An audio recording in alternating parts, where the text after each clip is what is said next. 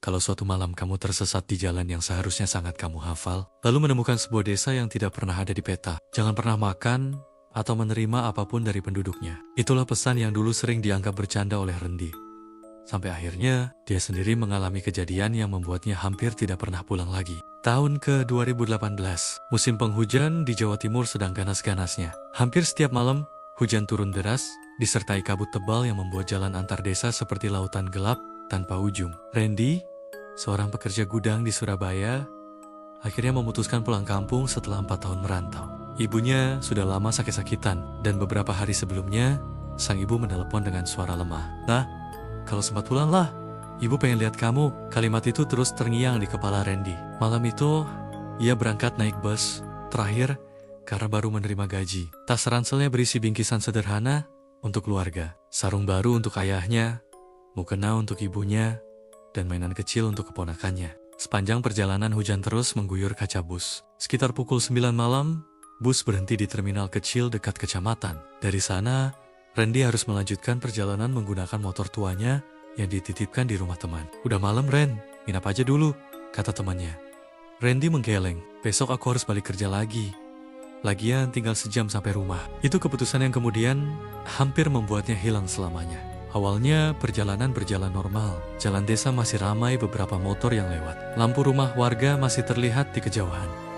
Meski hujan deras, Randy hafal jalur menuju kampungnya. Ia lahir dan besar di sana. Namun semuanya mulai berubah ketika ia melewati kawasan hutan tua di perbatasan desa. Tempat itu memang terkenal angker. Orang-orang menyebutnya Alas Wengi. Konon katanya, kalau ada orang bepergian sendirian tengah malam dan pikirannya kosong, penghuni hutan bisa mengajak masuk ke dunia mereka. Randy sebenarnya pernah mendengar cerita itu sejak kecil, tapi seperti kebanyakan anak muda lain, ia tidak terlalu percaya. Sampai tiba-tiba motor yang dikendarainya mati mendadak. Klek, lampu depan redup, mesin mati total. Padahal bensin penuh.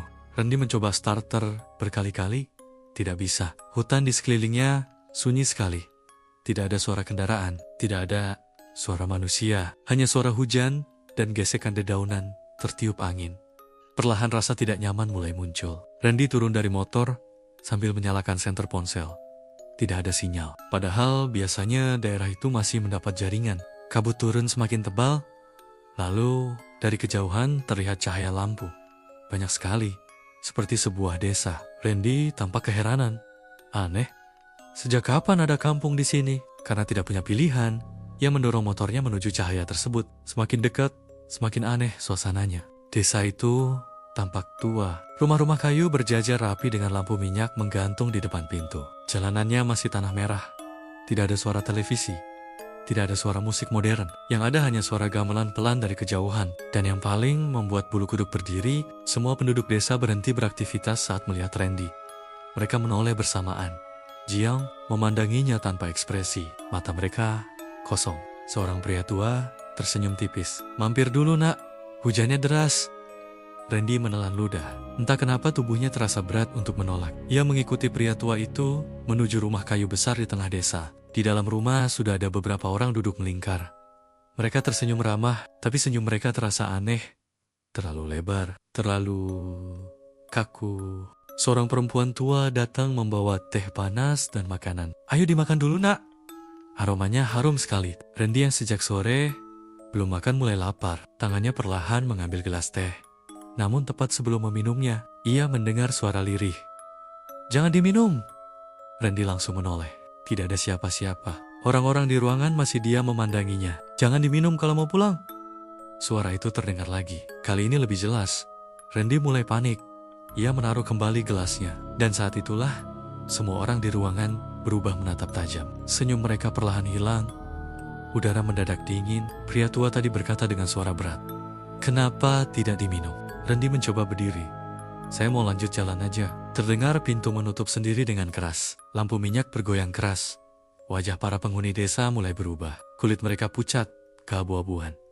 Mata mereka menghitam. Mulut mereka tersenyum sangat lebar, hingga hampir robek ke telinga. Bau busuk memenuhi ruangan. Badan Randy gemetar hebat. Lalu terdengar suara azan dari kejauhan. Seluruh penghuni rumah langsung menoleh ke arah luar dengan wajah marah. Suara azan itu semakin dekat. Di luar rumah berdiri seorang lelaki tua berjubah putih dan bersorban. Janggutnya panjang, wajahnya tenang, tangannya membawa tongkat kayu, tatapannya tajam ke arah makhluk di dalam rumah. Mingjih, suara lelaki itu pelan, tapi membuat seluruh ruangan bergetar. Para makhluk itu mulai mundur, sambil menggeram. Randy langsung berlari keluar. Begitu melewati pintu rumah, ia terkejut. Desa yang tadi ramai mendadak berubah menyeramkan. Rumah-rumah tampak lapuk, sebagian seperti reruntuhan. Banyak bayangan hitam berdiri di balik kabut sambil memperhatikannya. Lelaki tua berjubah putih itu memegang pundak Randy. Jangan menoleh ke belakang, apapun yang kamu dengar. Mereka berjalan, menembus hujan dan hutan. Di belakang mereka terdengar suara tangisan, tawa, jeritan, bahkan suara ibunya memanggil-manggil. Randy, tolong ibu. Randy hampir menoleh. Namun, lelaki tua itu membaca ayat-ayat Al-Quran dengan suara keras. Setiap kali ayat dibacakan, suara-suara itu menghilang sesaat. Perjalanan terasa sangat lama. Padahal jalan menuju desa seharusnya tidak sejauh itu. Sampai akhirnya, Randy melihat cahaya musola kecil di pinggir sawah. Lelaki tua itu berhenti. Kamu sudah aman. Randy mencoba berterima kasih. Namun saat ia menoleh, lelaki itu sudah tidak ada. Yang tersisa hanya aroma kayu gaharu, samar tertiup angin malam. Ketika sadar penuh, Randy sudah berada di dalam musola. Warga kampung mengelilinginya. Ibunya menangis memeluknya erat. 3 hari kamu hilang, nak. Randy langsung lemas. 3 hari. Padahal menurutnya, kejadian itu hanya semalam. Ternyata sejak malam keberangkatannya, Randy tidak pernah sampai rumah. Keluarganya panik. Warga kampung bahkan mengadakan pencarian di sekitar hutan alas wengi. Motor Randy ditemukan tergeletak dekat pohon besar yang terkenal angker. Mesin motornya dingin. Tapi anehnya, tidak ada jejak kaki selain milik Randy. Dan yang paling membuat merinding, penjaga musola bersumpah. Pintu musola terkunci dari dalam sejak sore. Tidak ada seorang pun yang masuk.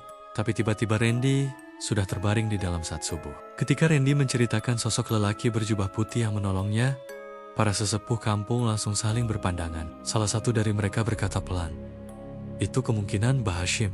Mbah Hashim siapa? Orang alim penjaga daerah sini. Sudah wafat puluhan tahun lalu. Konon, Mbah Hashim bukan manusia biasa. Banyak warga percaya beliau didampingi jin Islam yang menjaga kawasan hutan agar tidak terlalu banyak korban tersesat. Dan menurut cerita orang-orang tua, mereka yang selamat dari desa setan biasanya memang ditolong oleh sosok berjubah putih. Sejak kejadian itu, Randy berubah total. Ia tidak lagi meninggalkan sholat. Sebagai bentuk rasa syukur karena masih dipulangkan dengan selamat, keluarga Randy mengadakan syukuran sederhana di rumah. Tetangga berdatangan membawa makanan. Ayam ingkung disajikan, doa bersama digelar setelah maghrib. Malam itu, rumah kecil keluarga Randy terasa hangat dan penuh haru. Ibunya terus menangis bahagia melihat anaknya pulang dengan selamat. Ayahnya yang jarang bicara hanya menepuk pundak Randy pelan. Allah masih melindungi kamu. Randy mengangguk sambil menahan air mata. Namun sampai sekarang, jika hujan turun sangat deras dan kabut mulai memenuhi jalan hutan alas wengi, beberapa warga mengaku kadang masih melihat cahaya lampu minyak di tengah hutan. Dan samar-samar terdengar suara gamelan dari kejauhan, seperti ada sebuah desa yang hidup di tempat yang seharusnya kosong. Setelah kejadian mengerikan itu, hidup Randy benar-benar berubah. Bukan cuma dirinya, tapi juga seluruh kampungnya. Beberapa minggu setelah Randy ditemukan selamat, cerita tentang hilangnya Randy menyebar cepat ke desa-desa sekitar. Banyak warga mulai kembali membicarakan alas wengi. Hutan tua yang selama puluhan tahun memang terkenal angker, tapi jarang diperhatikan pemerintah desa karena lokasinya jauh dari permukiman. Orang-orang tua mulai berani menceritakan pengalaman lama yang selama ini mereka simpan. Ada yang pernah mendengar suara gamelan tengah malam. Ada yang melihat iring obor di dalam hutan, bahkan ada yang mengaku pernah mengikuti cahaya lampu lalu tersadar sudah berada jauh di tengah kebun bambu tanpa tahu bagaimana bisa sampai ke sana. Kisah Randy menjadi titik balik. Kepala desa akhirnya mengadakan rapat besar bersama warga. Kalau jalan gelap terus begini, bakal ada korban lagi, kata salah satu tokoh kampung. Sejak saat itu, perlahan kampung mulai berubah. Jalan utama menuju desa yang dulunya gelap gulita mulai dipasang lampu penerangan tenaga surya. Tiang-tiang lampu berdiri berjajar di sepanjang jalur hutan hingga perbatasan kecamatan. Pohon-pohon besar yang terlalu menutupi jalan dipangkas. Semak liar dibersihkan. Bahkan musola kecil dekat sawah, tempat Randy ditemukan dulu, direnovasi oleh warga secara gotong royong. Kini musola itu lebih terang, lebih bersih, dan setiap malam selalu terdengar lantunan ayat Al-Quran. Warga percaya, tempat terang lebih sulit dimasuki hal-hal buruk. Dan anehnya, sejak jalan dipasang penerangan, kejadian orang tersesat mulai jarang terdengar. Sementara itu, Randy memutuskan berhenti bekerja di kota. Ia tidak mau lagi pulang larut malam melewati jalan-jalan sepi. Awalnya banyak temannya menyayangkan keputusan itu. Kerja di kota, gajinya lebih gede, Ren. Tanggung, udah lama merantau. Namun, Randy hanya tersenyum kecil. Baginya, hidup bukan cuma soal uang. Ia sudah merasakan sendiri bagaimana rasanya hampir tidak pernah pulang lagi. Akhirnya Randy diterima bekerja di gudang bahan bangunan milik seorang pengusaha di kota kecamatan. Hanya sekitar 20 menit dari rumah. Gajinya memang tidak sebesar di Surabaya, tapi hidupnya jauh lebih tenang. Setiap sore ia bisa pulang sebelum maghrib, bisa makan malam bersama keluarga, bisa menemani ibunya berobat, dan yang paling membuatnya bahagia, ia tidak lagi melihat ayahnya mondar-mondir cemas setiap malam. Meski begitu, pengalaman di desa setan tidak pernah benar-benar hilang dari ingatannya. Kadang saat hujan deras turun dan listrik padam sesaat, Randy masih terbangun tengah malam karena mimpi buruk. Ia bermimpi berada lagi di desa berkabut itu, melihat rama-rama kayu tua, mendengar suara gamelan pelan, dan melihat penduduk desa berdiri diam memandanginya dari kejauhan. Namun setiap mimpi itu datang, selalu muncul sosok lelaki tua berjubah putih, berdiri di ujung jalan sambil membawa tongkat kayu.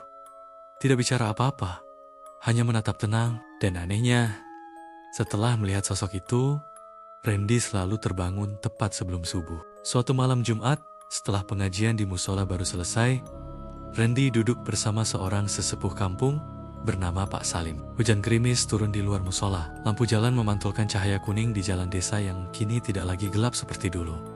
Pak Salim menyeruput kopi pelan, lalu berkata, "Kamu tahu kenapa dulu kamu bisa balik?" Randy hanya diam. "Karena masih ada yang melindungi kamu," kata Pak Salim. "Mbah Hashim?" tanya Randy.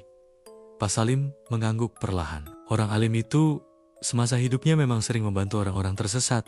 Bahkan setelah wafat, katanya penjagaannya belum berhenti. Randy menatap hujan di luar musola. Kalau memang itu jin Islam, kenapa dia nolong saya? Pak Salim tersenyum kecil.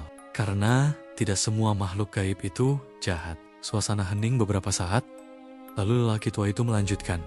"Tapi ingat, jangan pernah sombong. Kalau hidup lagi tenang, tempat gelap selalu ada. Yang bikin manusia selamat itu bukan karena kuat, tapi karena dijaga Allah." Kata-kata itu terus diingat Randy sampai sekarang. Tahun demi tahun berlalu, kampung mereka semakin berkembang. Jalan sudah diaspal lebih bagus, lampu penerangan bertambah banyak. Anak-anak muda yang dulu takut lewat hutan malam-malam, kini lebih berani karena jalannya terang. Namun ada satu aturan yang masih dipegang warga sampai sekarang. Kalau melewati alas wengi saat malam, jangan pernah berhenti kalau mendengar ada yang memanggil dari dalam hutan. Dan jangan pernah mengikuti cahaya aneh di luar jalan utama. Karena menurut orang-orang tua, meski jalannya kini terang, desa itu sebenarnya masih ada, berada di tempat yang tidak bisa dilihat semua orang, menunggu mereka yang lengah dan pikiran kalut. Dari kisah ini, apa yang dapat kita ambil? Sampai jumpa di kisah horor berikutnya. Semoga kalian sehat selalu.